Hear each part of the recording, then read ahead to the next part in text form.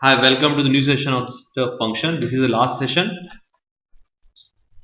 Till now we have discussed all the points of the function. The only thing left is there is inverse function.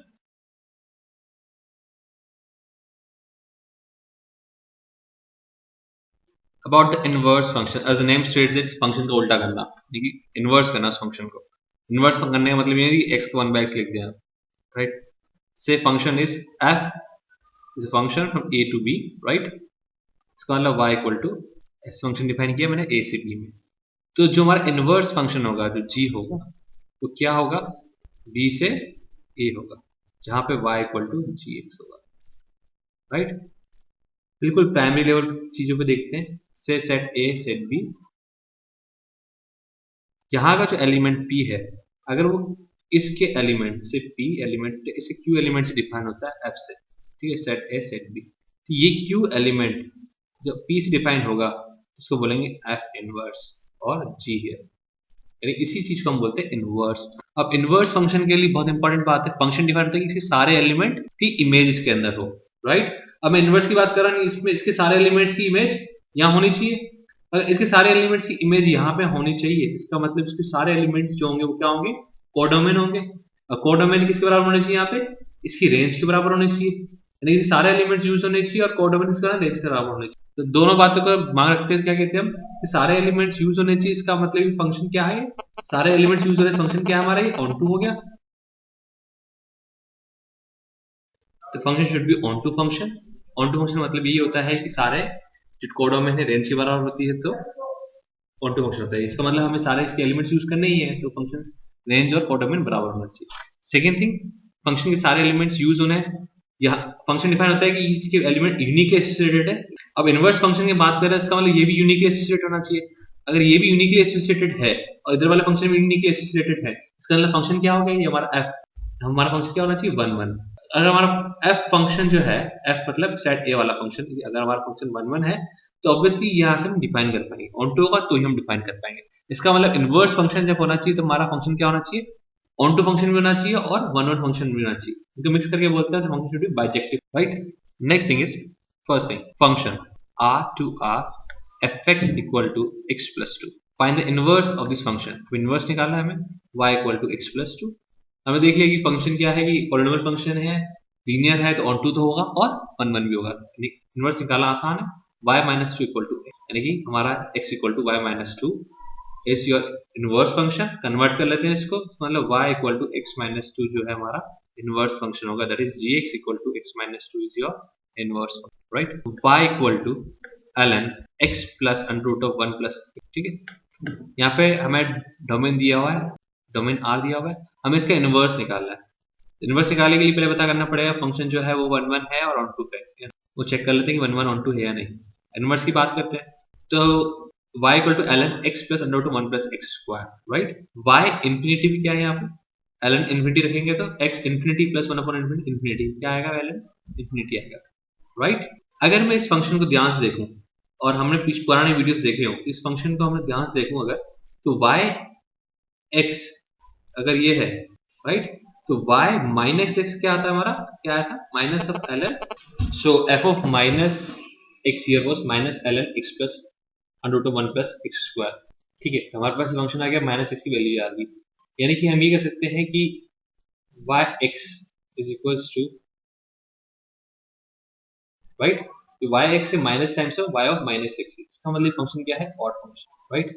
Odd function है, यानी कि ये जो function है ये origin के अबाउट इसकी मिरर इमेज है. जितना पार्ट वहां पे होगा उतना ही पार्ट इसका मिरर के साइड में होगा. अगर y इंफिनिटी इंफिनिटी तो y माइनस इंफिनिटी क्या होगा?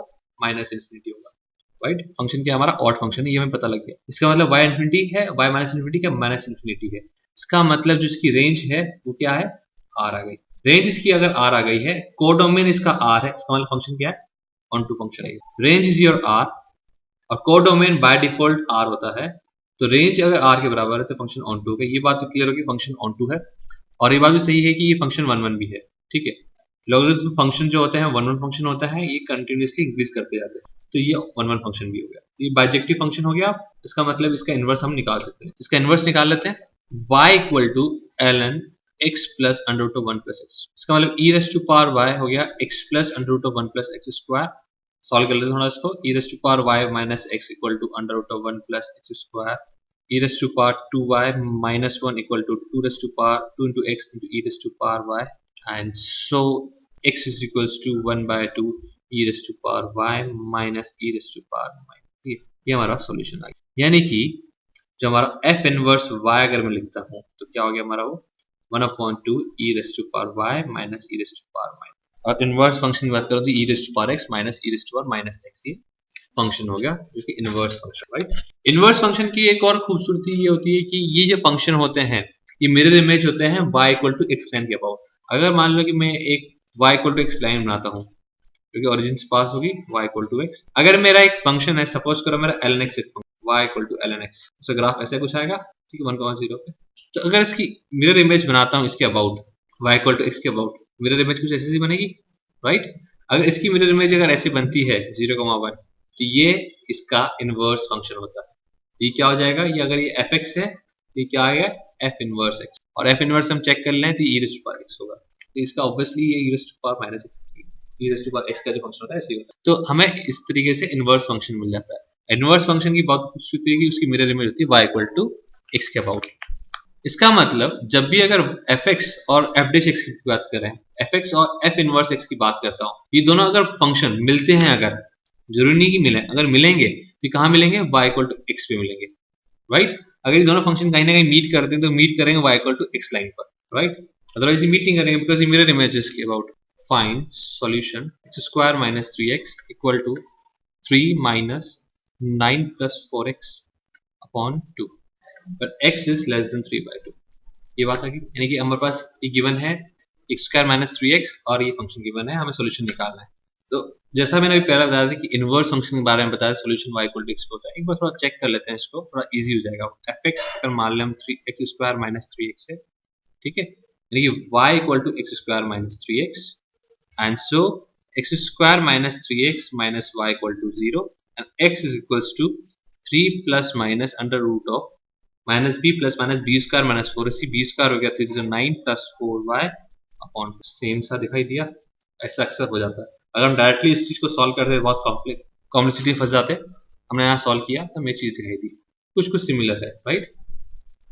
x equal to 3 plus minus under root of 9 plus 4। इसका मतलब जो हमारा ये fx है, ये जो इक्वेशन है, इक्वेट किसकी हो रही है, f इनवर्स x की इक्वेट हो रही है। ये जो इक्वेट हो रही है f इनवर्स x के बराबर होती है, यानी कि यहाँ पे जो चीज हो रही है fx equals to f inverse x। अगर fx equal to f inverse x है तो इसका मतलब मैं लिख सकता हूँ कि इसका सॉल्यूशन जो होगा वो y equal to x line पे होगा, और सिंपली मैं इसको x से इक्वेट कर दूं तो मेरा आंसर आ जाएगा x square minus 3x, x square minus 4x equal to 0, x equals to 4 and 0। हमें गिवन कंडीशन थी कि x जो है वो 3/2 छोटा है, therefore answer here is 0, simple. So इस तरीके से प्रॉब्लम्स को सॉल्व किया जा सकता है, राइट। अब मैं कुछ स्पेशल फंक्शंस की बात करता हूँ, बहुत अच्छे फंक्शंस हैं, कई एग्जाम्स में आ चुके हैं और आगे भी आ सकते हैं। Special functions, if fx is a polynomial function such that fx plus f of 1 by x is equals to fx into f of 1 by x for all x belongs to real number, ऐसा कुछ अगर होता है, fx है polynomial function है, fx plus f of 1 by x equal to fx into 1 by x for x real number, इस तरह function होता है तो हमारा फंक्शन होता है fx equal to 1 plus x to power n where n belongs to natural number। ये important है, नेचुरल नंबर होता है।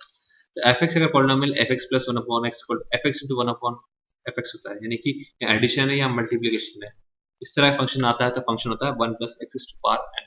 if fx plus y is equals to fx plus f of y होता है, यानी कि यहाँ पे प्लस है x प्लस वाई, यहाँ fx plus f of y के बराबर होता है, तो हमारा जो fx होगा वो किसके बराबर होगा, kx के बराबर। k कोई भी कांस्टेंट हो सकता है, इसका सॉल्यूशन ये आता है।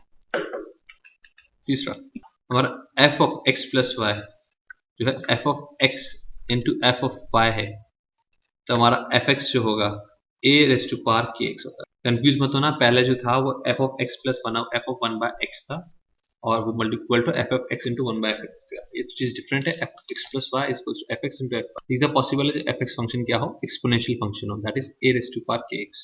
f of x into y is equals to f of x plus y। कुछ पहले जैसा फंक्शन है, चीजें थोड़ी सी रिवर्स में लिखी हुई हैं। तो यहाँ पे जो fx होगा वो क्या होगा, रिवर्स में लिखी हुई तो रिवर्स होगा, यानी कि k इंटू ln x। अगर f of x into y, f of x into f of y होता है तो हमारा फंक्शन जो है x is to power n होता है, n कोई भी नेचुरल नंबर हो सकता है, right. That's all for now. Function chapter is over. When you watch, probably the next chapter would be permutation combination. Thank you.